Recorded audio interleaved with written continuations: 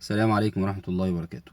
أحد أسوأ الأساليب بين أي اتنين بيحبوا بعض أو مرتبطين ببعض أو أي زوجين، اتنين مخطوبين مكتوب كتابهم أصدقاء، زملاء العمل، المدير واللي تحتيه، هو أسلوب الصمت العقابي. أسلوب الصمت العقابي ده معناه إن في اتنين بينهم وبين بعض علاقة أيا كان نوع العلاقة دي، ففي طرف زعل الطرف التاني فيقوم واخد خطوة ان هو مش هيتواصل معاه، مش هيكلمه، ويقفل عليه كل ابواب التواصل. اعلى درجة من درجات الصمت العقابي ان الشخص ما بيكونش قدامك، ان الشخص مش بتعرف توصل له، ولا بتسمع صوته ولا بتشوفه. يعني دي بيسموها كده البلوكات، عامل له بلوك من كل حاجة. مش عارف يوصل له، خصوصا بقى لو الزوج ده مسافر بره مصر. يعني كتير جدا بيجي لنا من زوجات هي عملت حاجه مضايقاه فيقوم قافل عليها كل حاجه، هو عمل حاجه ضايقتها تقوم قافل عليه كل حاجه. الاسلوب ده صعب جدا جدا جدا.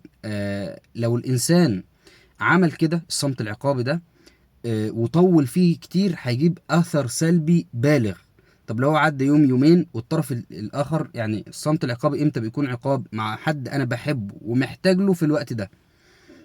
يعني انا لو بحبه ولكن عادي، مفيش حنين مفيش شوق، فالامور بتعدي. انما لما انا بحب حد ومحتاج له جدا في الوقت ده وهو يقوم قافل كل الابواب، ده اكبر ايذاء نفسي ممكن يتعرض له انسان على وجه الارض.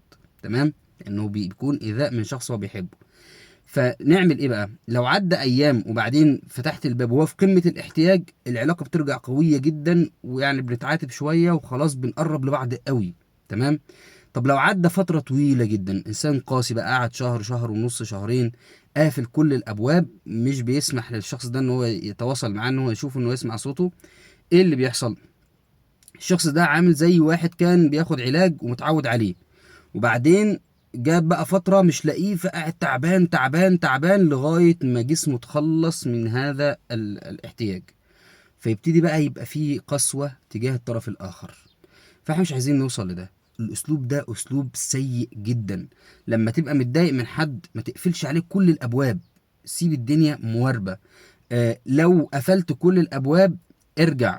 يعني في درجات تانية الصمت العقابي، ان في اتنين عايشين مع بعض في نفس البيت، يوم يومين بيعدوا من غير ما يبقى في كلام، بس في تواصل بصري، في تواصل جسدي، في وجود في المكان.